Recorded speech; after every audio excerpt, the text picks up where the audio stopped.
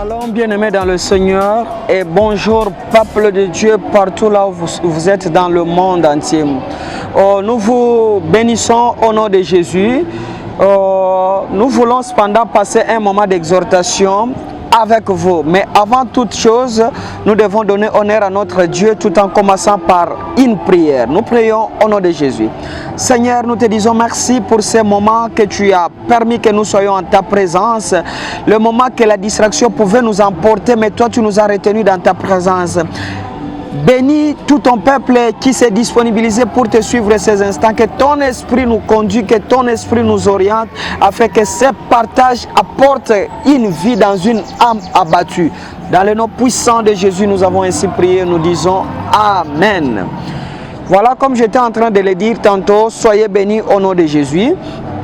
L'exhortation qui nous amène à cet échange ce matin est puisée dans le livre de Hébreux chapitre 10, verset 36. Hébreux chapitre 10, j'étais en train de dire, verset 36 qui dit, nous allons lire rapidement au nom de Jésus, car vous avez besoin de patience afin que, ayant fait la volonté de Dieu, vous receviez les choses promises.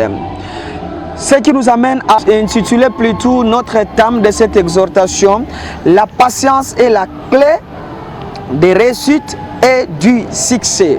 Je reprends le thème, la patience est la clé de la réussite plutôt et du succès.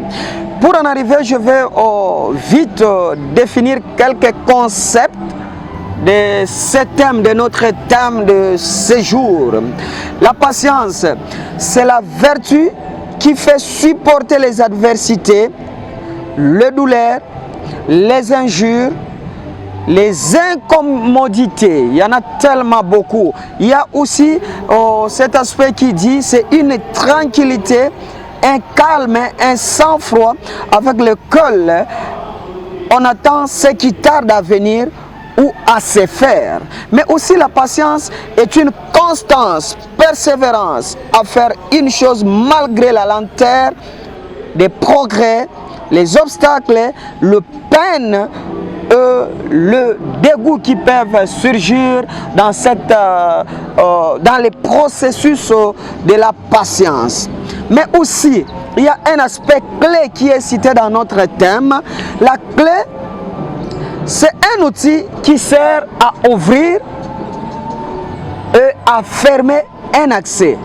Je reprends, je dis, la clé c'est un outil qui sert à ouvrir et à fermer un accès. Mais il y a aussi le succès qui est la réussite de ce que l'on espérait et la gloire qui s'ensuit. Voilà un peu en quelques termes ce que je pouvais donner en termes de la patience. Mais aussi, j'aimerais cependant rappeler que la patience est non seulement la clé de la réussite et du succès, mais c'est aussi le fruit de l'esprit, comme vous le savez. Nous avons l'habitude de le lire dans Galates. Ici, je voulais plus rappeler à nous les enfants de Dieu, nous qui œuvrons et nous qui évoluons dans cette œuvre de Dieu. Parfois nous souffrons de la maladie de l'impatience. Nous ne sommes pas patients. Nous ne voulons pas faire la chose de Dieu dans les temps convenables. Nous ne voulons pas rester dans le processus normal. Nous ne voulons pas rester dans la procédure céleste comme j'ai l'habitude de le dire. Nous ne voulons pas non plus aussi agir de manière divine, mais plutôt nous voulons aussitôt recruter dans l'œuvre de Dieu, aussitôt se lancer dans l'exercice. Mais non, bien-aimés, nous avons vu, nous avons compris pendant même que le Christ était en train de recruter les apôtres, les disciples. Il prenait le temps de les apprendre leur mission, ce qu'il attend d'eux. Pour avoir un résultat, il faut qu'il y ait une patience. Et la patience ne doit pas être une occasion de perte de temps. Pendant que nous sommes dans ce processus de patience, il nous est très important de travailler et de retravailler, de rester plus dans l'écoute, de rester plus dans l'humilité, de rester plus dans l'observation afin d'obtenir le résultat. Je vais le lire. Nous allons chercher un passage biblique qui va en parler. Nous allons comprendre. Alors, lorsqu'on est dans la patience, il y a beaucoup des aspects qui entrent en jeu. Il y a beaucoup des enjeux qu'il faut mettre en place afin que la patience puisse donner un résultat positif. Sur ce, jeunes, tu évolues dans l'œuvre de Dieu. Tu évolues dans un département établi dans la musique, dans l'adoration, dans l'intercession, dans l'enseignement biblique, je ne sais pas, dans les sociales, dans la technique. Il faut avoir la patience en toutes choses. Toi qui as la vocation de mariage, il faut avoir la patience. Je vais te le démontrer pourquoi la patience. Ne te prends pas au sentiment aussitôt. Tu as connu un conjoint, un partenaire, du coup tu te lances dans le mariage sans connaître la personne que tu as rencontré, la personne qui est passée sur ton chemin. Non, bien-aimé, le mariage n'est pas quelque chose qu'on doit prendre à la légèreté. C'est quelque chose qu'on doit vraiment patienter, et dans la patience on est dans la fiançailles, dans le fiançailles, dans la patience on est dans l'étude de son conjoint, dans l'étude de son partenaire, dans la patience on est dans la compréhension, dans la patience on est dans l'observation approfondie pour obtenir un résultat adéquat. Mais plutôt, ne soyez pas impatients dans tout ce que vous allez entreprendre. Vous êtes dans le ministère, n'ayez pas cet orgueil de dire moi aussi j'ai la chose de Dieu, je peux faire plus mieux que lui. Non, dans la chose de Dieu, nous sommes tous les ouvriers, nous sommes les travailleurs, le seul maître, le seul patron qui donne les instructions, qui donne la permission, qui donne l'accès à l'œuvre, c'est le Christ. Aussi longtemps vous avez vu, lorsqu'il a rencontré les apôtres après sa résurrection, il a dit ne sortez pas encore d'ici jusqu'à ce que je vous enverrai le Saint-Esprit. Ce dernier vous enseignera et vous conduira en toutes choses. C'est-à-dire la patience est un élément très capital dans des différentes portions de nos vies. Dans les ministères, que tu sois chantre, que tu sois évangéliste, que tu sois, je ne sais pas, protocole, que tu sois, il faut avoir la patience, surtout nous le jeunes. Aujourd'hui, nous sommes impatients. Nous voulons prophétiser même là où Dieu n'a pas parlé. Nous voulons imposer la main même là où Dieu n'a pas parlé. Nous voulons faire les choses pour... Nous voulons même donner des messages, des prédications selon l'auditoire, selon l'Église. Non, nous sommes des travailleurs du Christ. Nous devons agir selon les recommandations du Christ, selon les révélations du Christ. C'est ce qui est très important pour nous les enfants de Dieu. Je vais vous donner quelques versets bibliques qui nous amènent à comprendre ces choses. Nous sommes dans Jacques chapitre 5, versets 7 à 8. La Bible dit: usez donc de patience, frères, jusqu'à la venue du Seigneur.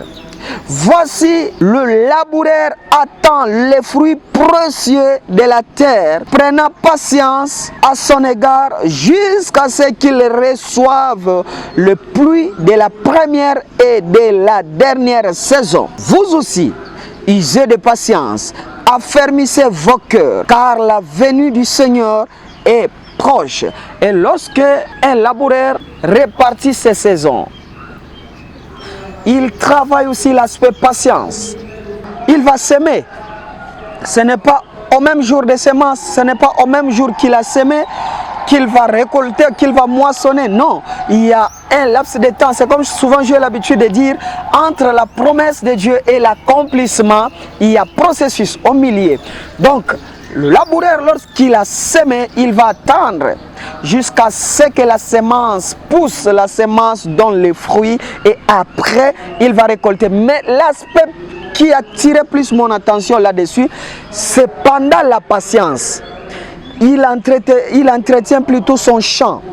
Il sarcle son champ, il arrose son champ, il ne reste pas les bras croisés pour attendre le récolte, mais plutôt il travaille pendant ce temps de patience jusqu'à ce qu'il va récolter les produits de sa semence. Mais aussi, il y a Romains chapitre 5, versets 3 à 4 qui dit, et non seulement cela, mais aussi nous glorifions dans les tribulations, sachant que la tribulation produit la patience.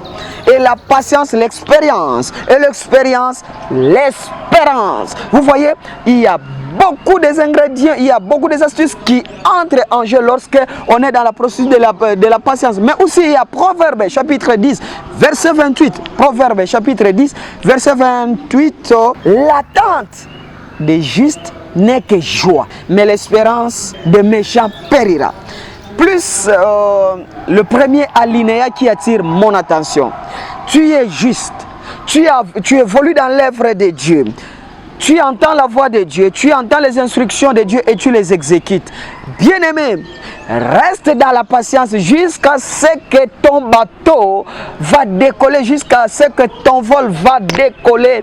À ce moment-là, tu vas récolter les produits de ta patience qui ne sera qu'une joie. Comme nous le dit la Bible dans Proverbe 10, 28, mais aussi il y a 1 Thessaloniciens 5, 14 qui nous dit, nous vous prions aussi, frères, avertissez ceux qui vivent dans le désordre, consolez ceux qui sont abattus, supportez les faibles, usez de patience envers tous.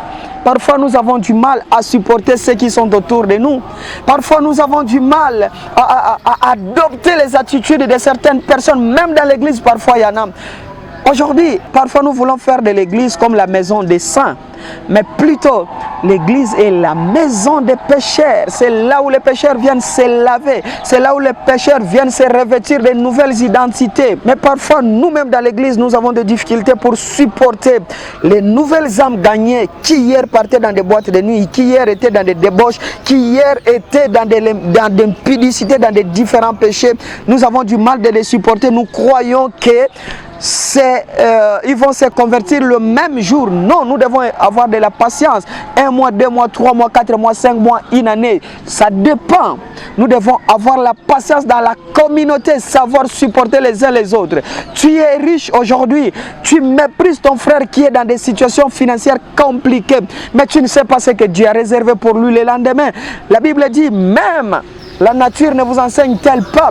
Nous l'avons vu ici dans notre pays. Il y a eu des présidents de la République qui sont sortis du néant, qui n'avaient rien avant, qui n'avaient même pas de grands titres. Mais Dieu les a élevés souverainement. Dieu a fait d'eux de grands hommes respectables et honorés dans ce pays. Nous l'avons vu d'ailleurs l'histoire de nos dirigeants, de nos autorités à la tête du pays. Vous les connaissez. Il y a question, aspect de patience. Celui que tu méprises aujourd'hui, tu ne sais pas ce qu'il sera demain. Son secret est caché seulement auprès de notre Dieu. Seul Dieu connaît l'avenir de quelqu'un. Toi, considère tout le monde. Toi, aie de la patience envers tout le monde.